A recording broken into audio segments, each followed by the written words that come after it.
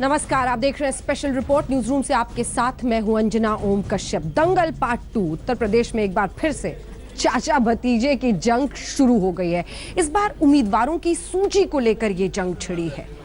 पहले से ही शिवपाल यादव ने मुलायम सिंह यादव को 175 उम्मीदवारों की सूची दे दी थी।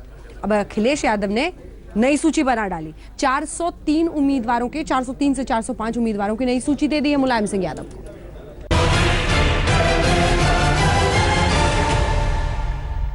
लेकिन इस साल के जाते जाते यूपी के मुखिया अखिलेश यादव और उनके चाचा शिवपाल यादव के बीच मतभेद एक बार फिर सामने आ रहे हैं। इस बार जंग टिकट बंटवारे को लेकर है। मीडिया में आई खबरों के मुताबिक यूपी के मुख्यमंत्री अखिलेश यादव ने कुल 403 सीटों के लिए उम्मीदवारों की सूची मुलायम सिंह यादव को सौंप दी। अखिलेश की सूची में वो सारे नाम हैं जिनका टिकट शिवपाल यादव ने काट दिया था। यही नहीं, अखिलेश की सूची से अमन मणि, अंसारी बंधुओं और अतीक अहमद जैसे दागियों के नाम गायब हैं। बताया तो यहां तक गया कि अखिलेश की इस सूची से 35 से 40 मौजूदा विधायकों और मंत्रियों के नाम भी गायब हैं। अखिलेश की सूची की खबर सुर्खियों में छाई तो शिवपाल ने ट्वीट करके अपनी नाराजगी जाहिर कर दी। हालांकि शिवपाल ने अखिलेश का नाम नहीं लिया, लेकिन चेतावनी जरूर दे दी। ट्वीट में शिवपाल ने कहा, पार्टी में किसी प्रकार की अनुशासनहीनता बर्दाश्त नहीं की जाएगी जो पार्टी की छवि को नुकसान पहुंचाए। टिकट का बंटवारा जीत के आधार पर होगा। अब तक 175 लोगों को टिकट दिया जा चुका है। दोपहर बाद शिवपाल मीडिया के सामने आए और कहा कि टिकटों के बंटवारे का फैसला चुनाव के ऐलान के बाद होगा। देखिए, आज किसानों की बात सुनो और ये टिकट का तो मामला जब डिक्लेयर हो जाएगा, चुनाव जब डिक्लेयर हो जाएगा सब समस्याएं हल हो जाएंगी। और जब मैं बोल ही चुके हैं, सबकी राय ली जा रही है, सभी नेताओं की राय ली जा रही है, तो इसमें कोई समस्या ही नहीं है। आप लोग बिना समस्या बनाना चाहते हो, क्यों बनाते हो? ये समाजवादी कुनबे में अखिलेश और शिवपाल में पावर की जंग पुरानी है। अखिलेश यादव यूपी के मुख्यमंत्री जरूर हैं, लेकिन यूपी में पार्टी की कमान उनके चाचा शिवपाल यादव के हाथों में है। शिवपाल अखिलेश की कैबिनेट में मंत्री थे, लेकिन अब मंत्रिमंडल से बाहर हो चुके हैं। चाचा भतीजा के बीच टिकट बंटवारे को लेकर पेंच फंसा हुआ है। अखिलेश की दलील यह है कि वो यूपी के मुख्यमंत्री हैं, पार्टी की जीत की जिम्मेदारी उनकी है, लिहाजा चुनावों में उम्मीदवार उनकी पसंद के होने चाहिए। देखिए, लोकतंत्र में जो पॉलिटिकल पार्टीज हैं, कम से कम हमारी समाजवादी पार्टी है कि एक तो लिबरल है, डेमोक्रेटिक है, सुनवाई होती है। और मैं कह रहा हूं कि जो मुझे सुझाव देने होंगे, जिन प्रत्याशियों को के बारे में मुझे कहना होगा, मैं पूरे नाम लिख करके सूची राष्ट्रीय अध्यक्ष जी को दे दूंगा। अखिलेश और शिवपाल के बीच तनातनी की वजह एक और भी है। अखिलेश चाहते हैं कि दागी चेहरों को किसी कीमत पर भी टिकट न दिया जाए, जबकि शिवपाल यादव मुख्तार अंसारी की पार्टी कौमी एकता का समाजवादी पार्टी में विलय करवा चुके हैं। अतीक अहमद और अमन मणि जैसे दागियों को टिकट देने की बात कर चुके हैं। अखिलेश यादव नहीं चाहते कि इनमें से कोई भी समाजवादी पार्टी की तरफ से चुनावी मैदान में उतरे। चाचा भतीजे की खींचतान की खबरों के बीच शिवपाल मुलायम सिंह यादव से मिलने उनके घर गए। काफी देर तक दोनों भाइयों में बातचीत हुई। इसी दौरान टिकट पर संकट देख समाजवादी कुनबे में चाचा भतीजे के बीच नई खींचतान से उनके विरोधी दलों को उन पर हमला बोलने का अच्छा मौका मिल गया।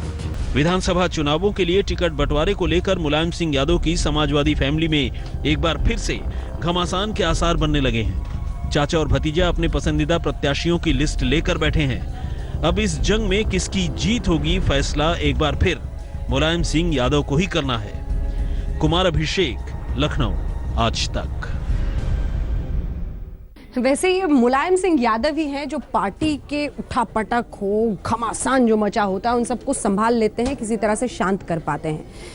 इस वजह से कई फैसले उन्होंने अखिलेश यादव के खिलाफ भी लिए, अपने ही बेटे के खिलाफ लिए, उसकी मर्जी के खिलाफ लिए। अखिलेश यादव चाहते थे जैसे अभी कि कांग्रेस गठबंधन हो जाए, साथ मिलकर चुनाव लड़े समाजवादी पार्टी और कांग्रेस पार्टी, लेकिन मुलायम सिंह यादव ने साफ कर दिया, समाजवादी पार्टी अकेले ही चुनाव लड़ेगी।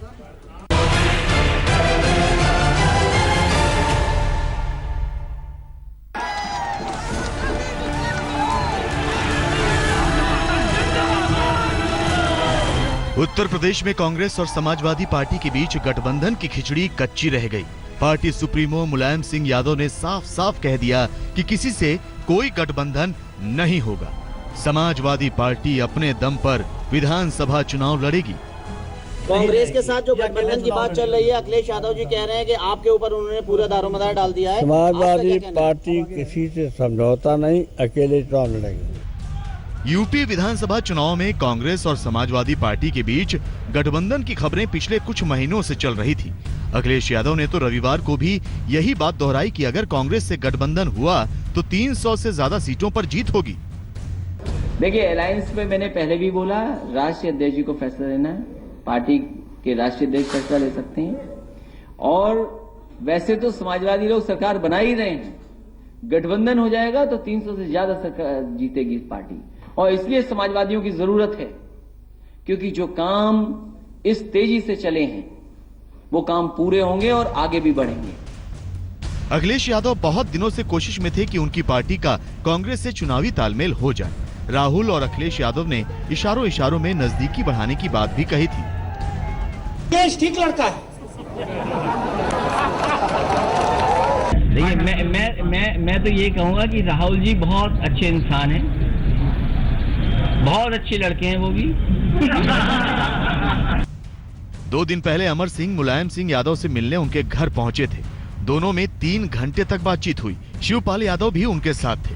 उसके बाद से कांग्रेस समाजवादी पार्टी के गठबंधन की अटकलें तेज हुई, क्योंकि अमर सिंह के प्रशांत किशोर से अच्छे रिश्ते हैं। लिहाजा माना जा रहा था कि अमर सिंह नेताजी से गठबंधन की बात फाइनल करवा लेंगे। अमर सिंह जब बाहर निकले तो भी उन्होंने पत्ते नहीं खोले। मैं आप कैसे अपेक्षा करते हैं कि क्या चल रहा हूँ, मैं बाहर बताऊंगा।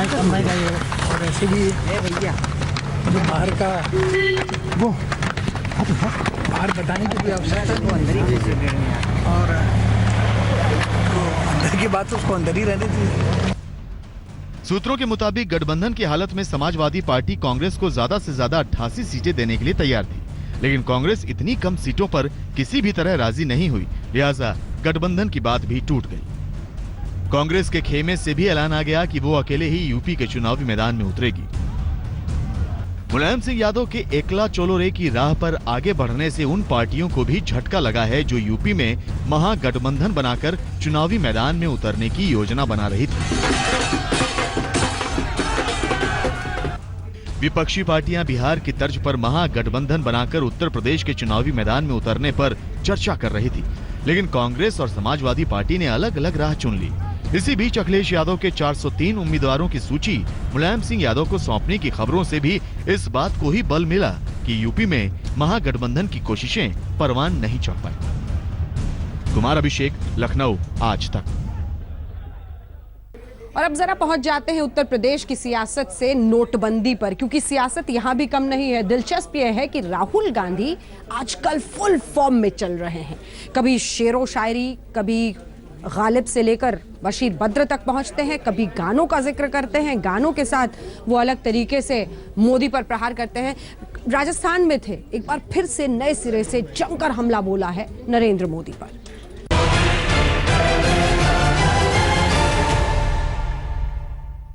मोदी जी ने कहा 30 दिसंबर के बाद आपका पैसा वापस आपको मिलेगा। अब मैं आपको यहां से बता रहा हूं, 30 दिसंबर के बाद आप देखना, आपका पैसा आपको वापस नहीं मिलेगा। 6-7 महीने आपका पैसा बैंक में रहेगा। किसान का पैसा, मजदूर का पैसा, गरीब का पैसा, महिलाओं का पैसा, पुलिस वालों का पैसा, मिडिल क्लास का पैसा 6-7 महीने बैंक में रहेगा। क्योंकि अगर ये पैसा बैंक में नहीं रहेगा तो 50 परिवारों का कर्जा माफ नहीं हो सकता, 1% सुपर रिच लोगों का पैसा माफ नहीं हो सकता। आपको तो लगता है बस ये सपना, राम राम जपना, गरीब का माल अपना। पेटीएम का मतलब पे टू मोदी। गरीबों का पैसा खींचो, अमीरों को सींचो। गरीबों का पैसा खींचो, 50 परिवारों को सींचो। किसानों का पैसा खींचो, 50 परिवारों को सींचो। ये है नरेंद्र मोदी का यश, और इस यश में आपकी बलि चढ़ी है, आपकी। नरेंद्र मोदी जी ने अपने भाषण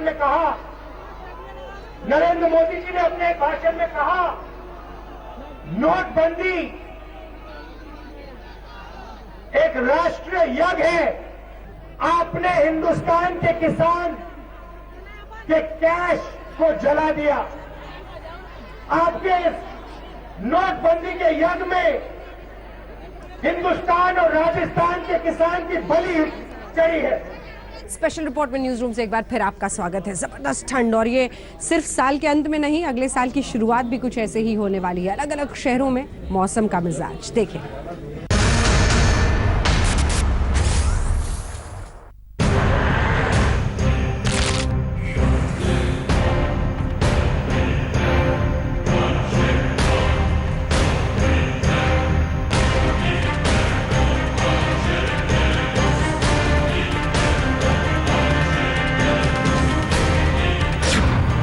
बर्फ से सफेद हुआ हिमाचल और उत्तराखंड। मैदानी इलाकों में कोहरे के साथ जबरदस्त ठंड। अभी तो सर्दी का ये ट्रेलर है।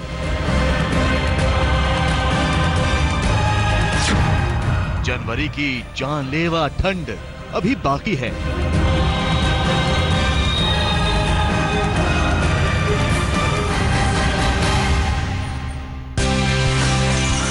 क्रिसमस पर छुट्टियों का आनंद लेने हिल स्टेशन पहुंचे लोगों के लिए कुदरत ने खूबसूरत सौगात दी।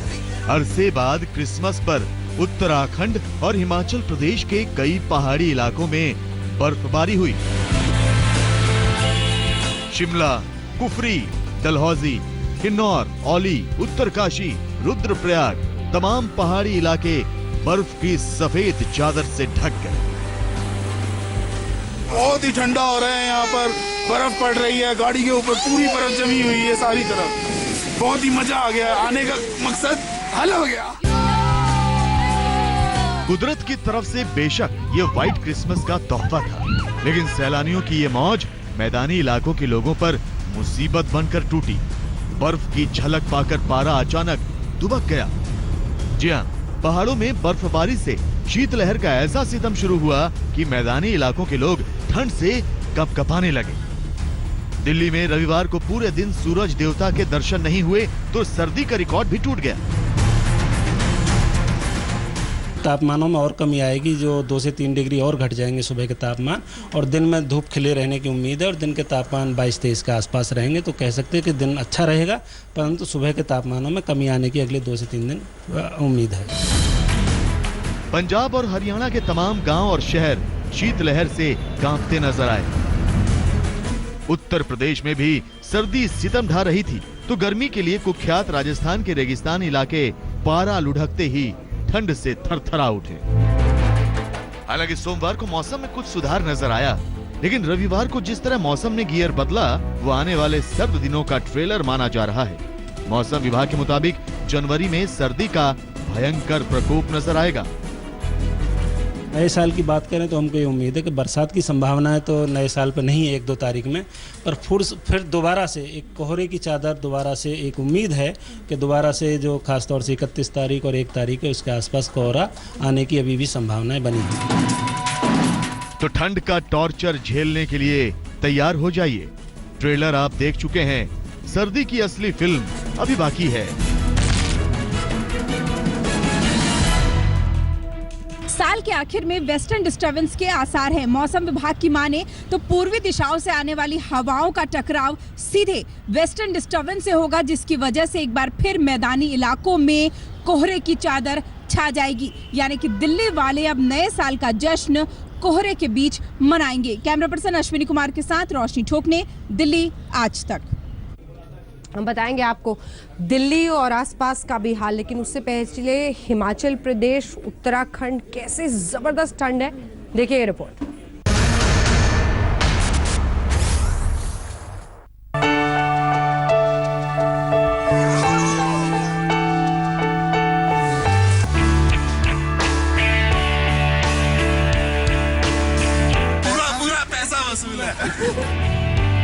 जहां तक नजर जाती है बर्फ ही बर्फ। बर्फ से ढकी पहाड़ियां, बर्फ से लदे पेड़, बर्फ की चादर ओढ़े घर मकान, बर्फ से ढकी सड़कें। पहाड़ों पर सर्दी की पहली बर्फबारी ने मौसम का मिजाज बदल कर रख दिया। कपकपी बढ़ गई, सिहरन बढ़ गई, लोग आग तापने लगे, तो वहीं सैलानियों की मौजा ही मौजा हो गई। देखिए ये 8 तस्वीरें। जी हां, उत्तराखंड के पिथौरागढ़ से लेकर रुद्रप्रयाग तक, तो हिमाचल प्रदेश के शिमला से लेकर कुफरी और चंबा तक ठंड ने ऐसी दस्तक दी कि लोग कांपने लगे। पहाड़ी इलाकों में 25 दिसंबर को हुई बर्फबारी और बारिश ने पारा गिरा दिया तो लोग घरों में दुबक गए। आपको एक एक कर दिखाते हैं दिसंबर के आखिरी हफ्ते में हुई बर्फबारी ने कैसे सर्दी बढ़ा दी, जिसका असर उत्तर भारत के दूसरे इलाकों पर भी पड़ने लगा है। तस्वीरें हिमाचल प्रदेश की हैं। शिमला, कुफरी, धर्मशाला, चंबा, किन्नौर, सभी जगह हालात एक से हैं। मौसम की पहली बर्फबारी ने ठंड में इजाफा कर दिया। सड़कें मानो गायब सी हो गईं। मकान की छतें बर्फ से ढकी हैं। लोग सर्दी भगाने के लिए आग ताप रहे हैं, तो लोगों में खुशी भी है। खासकर पर्यटकों की खुशी का तो ठिकाना नहीं है, जिनके लिए मौसम की ये करवट पैसा वसूल है।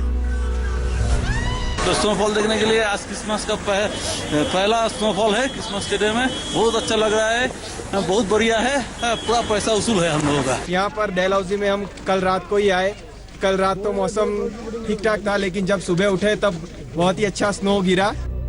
पर्यटक खुश हैं तो बदले मौसम का मिजाज स्थानीय लोगों को भी खूब भा रहा है। हाँ, ठंड से थोड़ी परेशानी जरूर है, लेकिन सर्दियों में ऐसे ही मौसम का इंतजार कर रहे थे लोग। फिलहाल रविवार को हुई बर्फबारी के बाद हिमाचल प्रदेश का मौसम साफ जरूर है, लेकिन आने वाले दिनों में ठंड बढ़ेगी। हड्डियां गलाने वाली सर्दी दस्तक देगी। टिहरी, पिथौरागढ़, औली, उत्तरकाशी, समुद्र तल से करीब 3000 मीटर ऊपर स्थित उत्तराखंड के इन इलाकों में रविवार को बर्फबारी से ठिठुरन बढ़ गई। पारा जमने की कगार तक पहुंच गया। पहाड़ियां बर्फ से ढक गईं, तो सैलानी मौसम का लुत्फ उठाते नजर आए। आज तक के सबसे बढ़िया दिन रहा। स्नोफॉल देखा, हेवी स्नोफॉल हुआ इधर। अब बहुत ठंडी है लगातार, और बर्फबारी आने से और ज्यादा टूरिस्ट बढ़ गए हैं और अच्छे खासे टूरिस्ट यहाँ पे औली में चीयर लिफ्ट का राइड ले रहे हैं और आनंद ले रहे हैं। काफी खुश हैं टूरिस्ट। पिथौरागढ़ जिले का नजारा देखिए। मुनस्यारी समेत दूसरे ऊंचाई वाले इलाकों में मौसम के पहले हिमपात ने लोगों को ठिठुरने पर मजबूर कर दिया। हिम नगरी के नाम से जाने जाने वाले इस हिल स्टेशन में नए साल का जश्न मनाने पहुंचे पर्यटकों ने मौसम की इस पहली बर्फबारी का जमकर लुत्फ उठाया। रुद्रप्रयाग में तो बारिश होने लगी। रविवार को 5 घंटे लगातार बारिश हुई तो किसानों के चेहरे खिल उठे, क्योंकि जल स्रोत सूखने लगे थे। जाहिर है, कहीं बारिश तो कहीं बर्फबारी। पहाड़ों पर जाड़ा बढ़ने लगा है, और ये जाड़ा उत्तर भारत के मैदानी इलाकों का पारा भी गिराएगा। आज तक ब्यूरो। कोई क्या खाएगा, क्या पहनेगा, ये भी अब दूसरे लोग तय करेंगे इस देश में।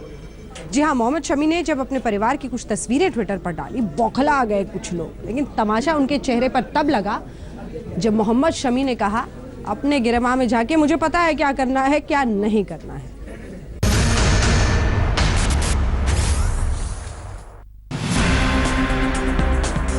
इस तस्वीर में क्या आपको कुछ भी गलत नजर आ रहा है? आपका जवाब यही होगा कि इसमें गलत क्या है। लेकिन टीम इंडिया के तेज गेंदबाज मोहम्मद शमी की पत्नी को बिना बाहों वाले जरीदार गाउन में देखकर सोशल मीडिया पर कुछ लोगों ने बवाल मचा दिया। देखिए एक कमेंट। शर्म आनी चाहिए शमी, मरना है एक दिन। ये मत भूलो बीवियों को कैसे रखा जाए। अपने साथी क्रिकेटर पठान ब्रदर्स से सीखो। बहरहाल, एक बहादुर खिलाड़ी की तरह शमी ने भी इन भद्दे कमेंट्स का डट कर जवाब दिया। शमी ने कहा, ये दोनों मेरी जिंदगी हैं, वो मेरी लाइफ पार्टनर हैं। मैं अच्छी तरह जानता हूँ कि क्या करना है क्या नहीं। हमें खुद के अंदर देखना चाहिए कि हम कितने अच्छे हैं। सोशल मीडिया में ट्रोलिंग पर क्रिकेटर मोहम्मद कैफ और गीतकार जावेद अख्तर जैसी बड़ी हस्ती भी शमी के बचाव में कूद पड़ी। शमी के पिता ने भी लोगों से अपील की कि ऐसे कमेंट्स की जगह लोगों को शमी की हौसला अफजाई करनी चाहिए। ना मैंने तो सिर्फ सुना है कि उस पे उनके फ़ोटो पे कमेंट्स आ रहे हैं। तो बहुत सारे फ़ोटोज़ पूरी दुनिया में फेसबुकों पे चलते हैं, लेकिन ये हो सकता है कि बेटी है उससे बहुत मोहब्बत करता है तो उसकी वजह से उसके साथ माँ का फ़ोटो पड़ गया और डाल दिया उसने। मैं नहीं कह सकता इस बारे में कुछ भी। खाना पहनना एक नितांत निजी मामला है। ऐसे में क्रिकेटर की बीवी की पोशाक को मुद्दा बनाकर सोशल मीडिया में गाली गलौज करना तंग और बीमार मानसिकता के अलावा कुछ नहीं है। अमरोहा से BS आर्या के साथ आज तक ब्यूरो। और इसी के साथ स्पेशल रिपोर्ट में न्यूज रूम से इतना ही, लेकिन देश दुनिया की बाकी खबरों के लिए आप देखते रहिए आज तक।